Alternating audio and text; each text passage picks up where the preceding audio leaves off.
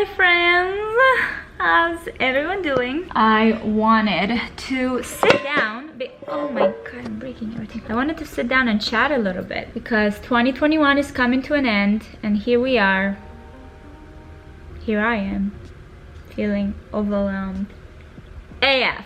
I don't know if it's something in the energy, this like December month, something is brewing, something is going on. For me, like these kind of videos is where I like to just share a little bit of my heart with you and kind of what's going on in my head. Kind of see where everyone's at. I always check the comments. I always see if you guys are kind of in the same place or not, and I really appreciate this community so much. It really is my outlet to like just this is therapy session, you guys. This is a therapy session. Before I am getting into sharing everything that's been going on, I wanted to say a huge thank you to Naywai for sponsoring this video. They are a brand from Shanghai and they truly produce products that you can live in. I am wearing their set at the moment and it's truly luxurious. They use such beautiful and high-end fabrics for comfort but also for style, and I got some pieces from their Barely Zero collection as well as some cute lounge pieces because you guys know I love a luxury lounge. So this first set is their Barely Zero collection, the bra and the underwear.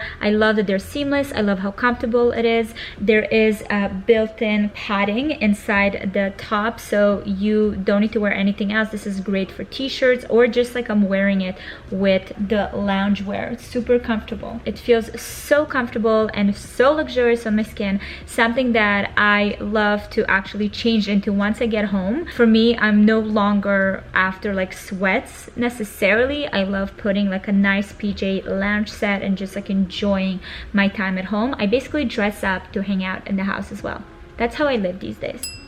And then we have this set that is also an underwear set. A lot of you guys always ask me about like what kind of underwear wear or what kind of like in general lingerie. This is your like everyday lingerie, something that feels comfortable, that serves its purpose, that feels nice. And this top, I really love the cute little design with the opening at the front, and it's kind of like a sports bra slash a bra top. Also really great to wear with t-shirts, with anything kind of like more casual. And obviously I love sharing and caring, so I have a special code for you, 15% off of Naywai products if you use my code Valeria15. So you know how all of us, like once the year comes to an end, you kind of sit down and have some time to reflect, and I usually do it by myself and then I'll share some of my kind of findings with you. Sometimes I don't share at all. I wanted to do this initial of like the sit down, the reflection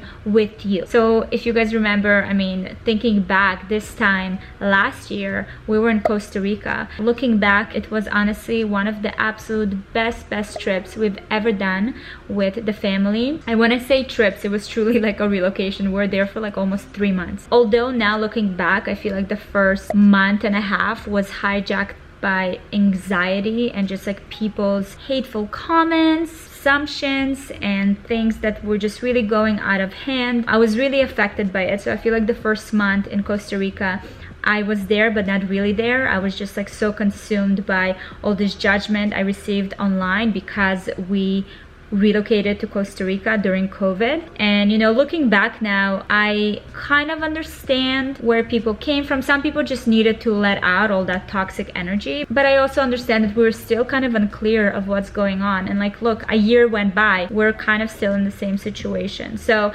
I'm just so happy that we did do that trip, that we did relocate, that we did it in a safe way, that we got to actually use that time instead of losing that time and going crazy. Obviously very privileged that we were able to do that, but definitely I remember a lot of anxiety during that time. But on the bright side, after that month and a half, after like Gary had to shake me out of that state of mind, that's when I just started really immersing myself in the experience of just living a different life, being in a different environment, exposing myself and our children to a different way of living.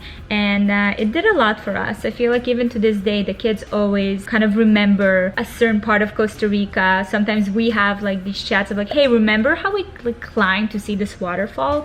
It was really cool. And Costa Rica will always have such a special place in my heart. So I'm extremely grateful for that. To actually wrap up the year, we decided to go, not as a family, just my mother, myself, and then my mom's best friend and my best friend, childhood best friend. We decided to go back to Costa Rica to my mom's house. By the way, my mom bought a house there. She really committed to Costa Rica. So we're gonna spend like 4 or 5 days there by ourselves, just like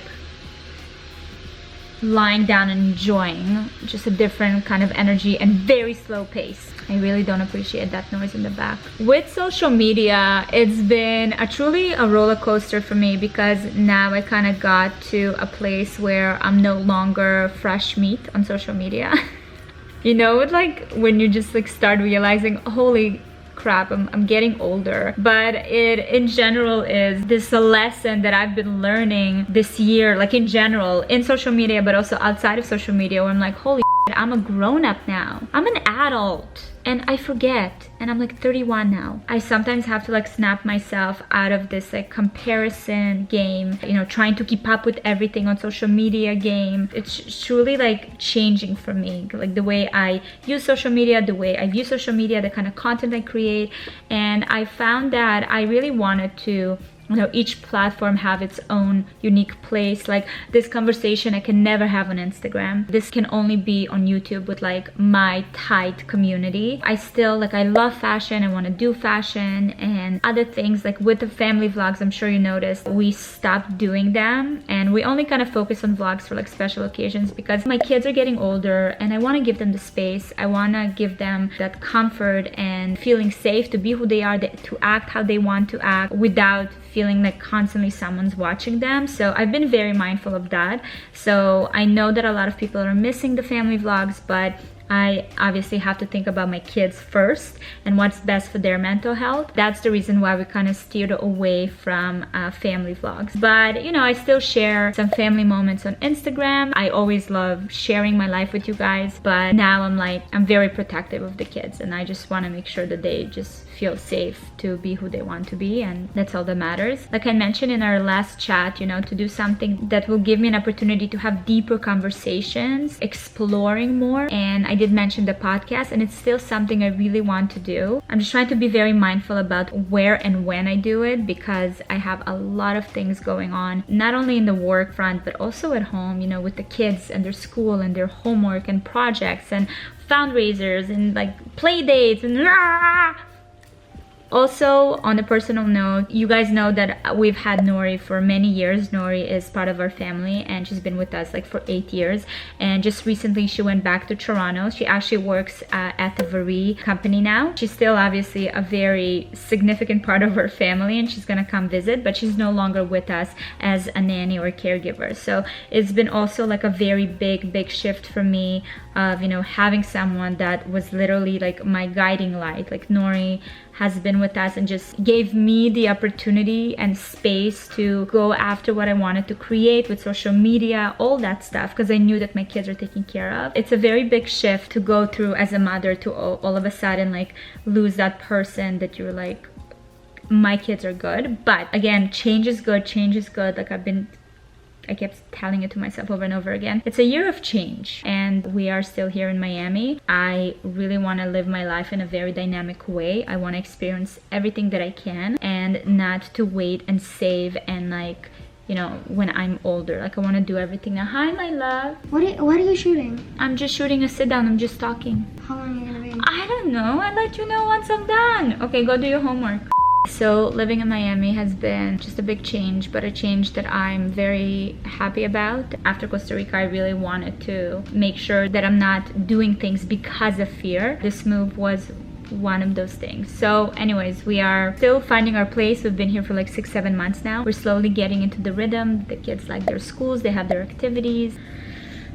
Holy crap, sometimes I wake up and I'm like, what? But you know what I mean, you know what it is. I truly believe that being in your comfort zone is like not a place I want to be in. It's just not it. To me, it feels like the end of the road. I want to be in my comfort zone when I'm like retired, or not even. I've also had some really cool trips. Slowly the world was kind of like oh my god, don't say it, is opening up. So I got the opportunity to actually do a proper New York Fashion Week this year. To me, being there and just like getting the opportunities like to sit front row at Michael Kors and working with Dior and doing all these amazing things just really made me stop and just like look around and cry tears of happiness. Like at Michael Kors, I was literally so zoned out because I was just looking around. Anna Wintour was sitting in front of me. I had all these like supermodels sitting beside me, and I'm just like,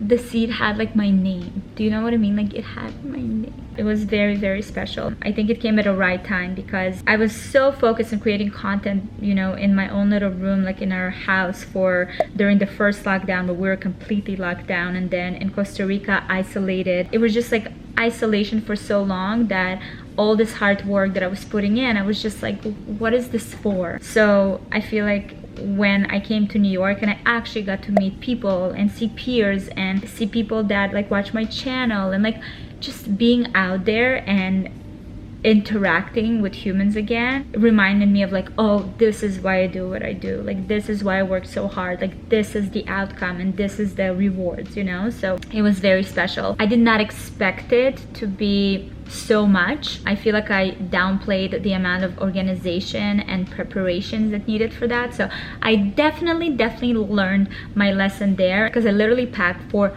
Fashion Week in 4 hours before I left home, because we just had so many projects to shoot, and I was like, okay, I'll figure it out. I'll just throw some sweaters in. No, I'm definitely going to be better prepared moving forward. And then the same thing kind of happened during Art Basel. I did Art Basel in 2019 and it was really cool. I was significantly in a different place when it comes to my numbers, like my position on social media, what I was doing. I was a completely different league back then. It's just so cool to see that this time around, you know, again, I got to work with my dream brands like Dior and Chanel and going to all these amazing activations. It was very, very cool. And again, it's exhausting, but it was also a great way for me to just experience a different side of what I do, because so much of what I do is this, and like just shooting and ideating a lot of things by myself, that just every opportunity that I have with interacting with people is just so special to me. I look forward to doing more of it, getting myself more out there and just kind of owning who I am, because what I have noticed being out there in real life is that I still have a lot of insecurities to work on when I'm out there in real life in front of people.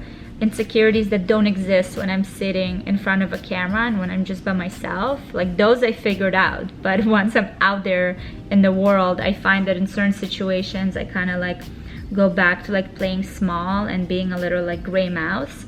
I've noticed that. So I love putting myself in these situations because it's highlighting on, you know, the areas that I have to improve, and it just shows me that there's so much still to learn and work on and evolve into. So future Valeria is just sitting there waiting, cheering for me. She's like, go girl, almost there.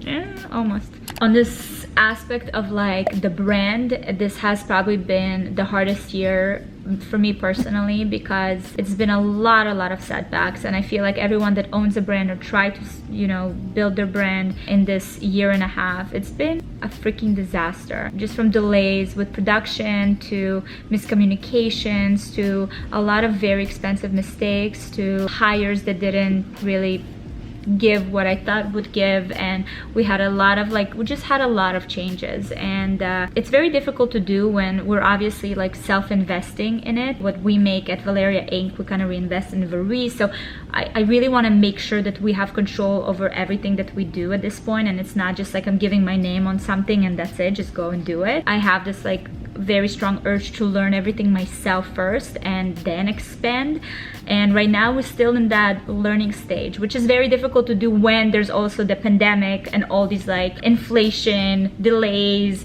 all these different things going on.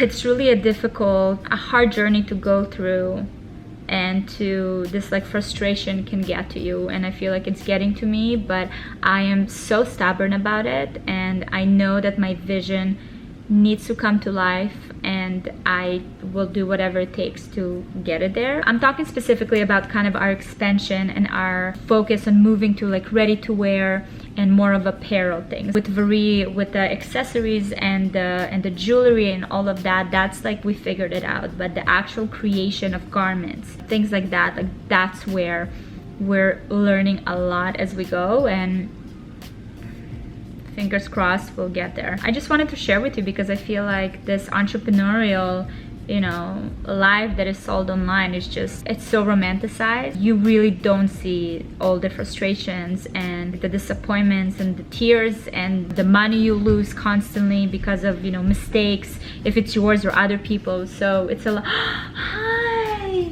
I need your computer. Why everybody coming here? I need this, I need this. What about mama? How are you? How are you feeling today? Good. Like what? No, what good? You're supposed to ask me.